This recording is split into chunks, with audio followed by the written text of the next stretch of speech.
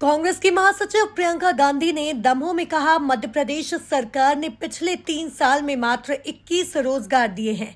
पिछले 18 साल से सत्ता में है, यहाँ भर्ती से ज्यादा घोटाले हो रहे हैं, खाली पद भरे नहीं जा रहे। देश की संपत्ति बड़े बड़े उद्योगपति मित्रों को कौड़ियों के दाम पर सौंप दी, इनसे रोजगार कैसे बनेंगे। शनिवार को आम सभा में उन्होंने कहा, सरकार और नेता से आपकी क्या उम्मीद है। इसका जनता की ओर से एक ही जवाब आता है, हमारे जीवन में मुश्किलें बहुत है। दावा करते हुए कहा, मध्य प्रदेश बड़े बदलाव के लिए तैयार है। 225 महीने के इस शासन में 250 घोटाले करने वाली भ्रष्ट भाजपा सरकार जा रही है। भारी बहुमत से कांग्रेस आ रही है। नोटबंदी और जीएसटी लाकर छोटे दुकानदारों की कमर तोड़ दी है। कोरोना में हमारे देश में किसी को राहत नहीं मिली, जबकि बाकी देशों में दुकानदारों को राहत दी गई। हर चीज पर जीएसटी लगा दी गई। बच्चों को किताबें, यूनिफॉर्म, इलाज, सीमेंट पर हर चीज पर जीएसटी लगा दी गई है। हम कह रहे हैं कि जातिगत जनगणना करो। बिहार में जातिगत जनगणना की गई है, वहां 84% जनता SC, ST और OBC है।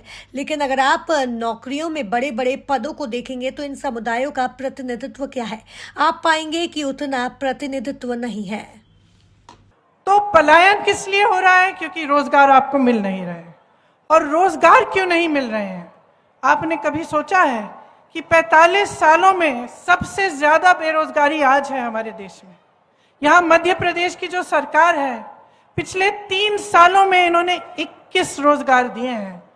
21 रोजगार। आपने इन दुकानदारों के, इन छोटे उद्योगपतियों की कमर तोड़ रखी है। पहले आप नोटबंदी लाए, नोटबंदी से इनका नुकसान हुआ।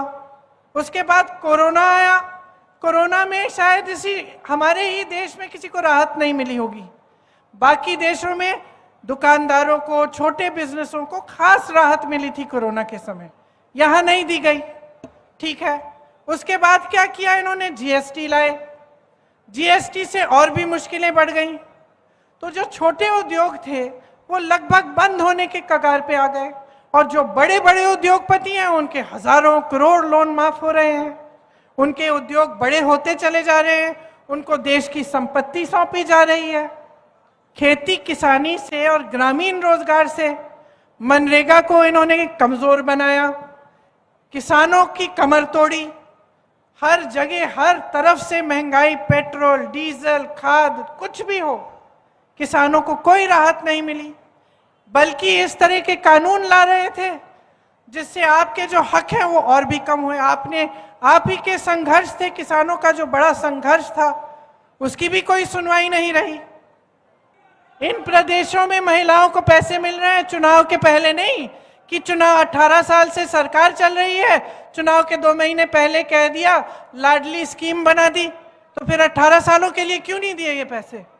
ये लाडली स्कीम आज क्यों लाए हो? और क्या समझ रखा है, क्या समझ रखा है महिलाओं को कि अकल नहीं है हमारी? क्या समझ रखा है कि हमें आप कुछ नहीं दोगे, हमें आप सुरक्षित नहीं दोगे?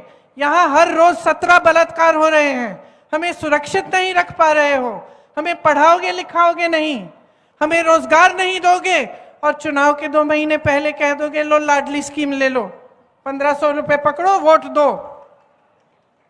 क्या समझते हैं कि महिलाएं सोचेंगी नहीं, कि महिलाएं जागरूक नहीं है? मैं बताना चाहती हूं इनको, सबसे जागरूक महिला होती है